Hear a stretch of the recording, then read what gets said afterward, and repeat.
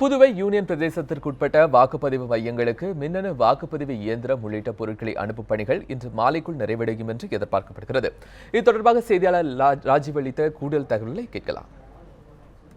சட்டமன்ற தொகுதியை உள்ளடக்கிய புதுச்சேரி மாநிலத்தில் நாளை ஒரே கட்டமாக தேர்தல் நடைபெற உள்ளது. இந்த தேர்தலை நியாயமாகவும் நேர்மையான முறையில் நடத்துவதற்காக தேர்தல் ஆணையம் பல்வேறு வகையில் ஏற்பாடுகளை செய்து வருகிறது. புதுச்சேரி பொறுத்தவரையில் மொத்தம் 9,41,000 வாக்காளர்கள் உள்ளனர். இந்த வாக்காளர்கள் வாக்களிக்கும் வகையில் மொத்தம் 930 வாக்குச்சாவடி மையங்கள் அமைக்கப்பட்டுள்ளன. புதுச்சேரியை பொறுத்தவரை தற்பொழுது 344 வேட்பாளர்கள் களத்தில் உள்ளனர். இவர்கள் 96 பேர் சுயேட்சையாக போட்டியிட உள்ளனர். இந்நிலையில் இந்த வாக்குச்சாவடி மையங்களுக்கு மின்னணு வாக்குப்பதிவு இயந்திரங்கள், மெழுகுவர்த்தி போன்ற பொருட்கள் அனுப்பும் பணி தற்பொழுது நடைபெற்று வருகிறது. பாதுகாப்பு பணியை பொறுத்த வரைக்கும் 25 கம்பெனி இராணுவ படையினர் பாதுகாப்பு பணியில் ஈடுபடுத்தப்பட்டுள்ளனர். உள்ளூர் போலீசார் 2000 பேர் பாதுகாப்பு பணியில் ஈடுபட்டுள்ளனர்.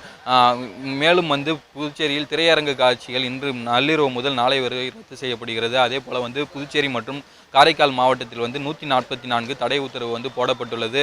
நாளைய தினம் தேர்தல் நடைபெறவுள்ள அந்தந்த வாக்குச்சாவடி மையங்களில் அந்த பந்தல் அமைக்கும் பணி, வாக்காளர்கள் குடிநீர் வசதி போன்ற அனைத்து வசதிகளும் செய்யப்பட்டுள்ளது. குறிப்பாக மாற்றுத்திறனாளிகள் வாக்களிக்கும் வகையில் அந்த தாழ்தளம் அமைக்கும் பணி போன்ற பணிகளும் தற்போது மிக வேகமாக நடைபெற்று வருகிறது. குறிப்பாக இந்த ஆண்டு 17 பெண்கள் மட்டும் வாக்களிக்கக்கூடிய 17 பெண்கள் வாக்குச்சாவடிகள் அமைக்கப்பட்டுள்ளன. அதே போல தாங்கள் யாருக்கு வாக்களிக்கும் என்று உறுதி செய்யும் விவிபாட் இயந்திரம் 3 வாக்குச்சாவடிகள் இந்த ஆண்டு பயன்படுத்தப்பட உள்ளனர். ஒளிப்பதிவாளர் ராஜ்குமாருடன் ராஜு, நியூஸ் 7 தமிழ், புதுச்சேரி.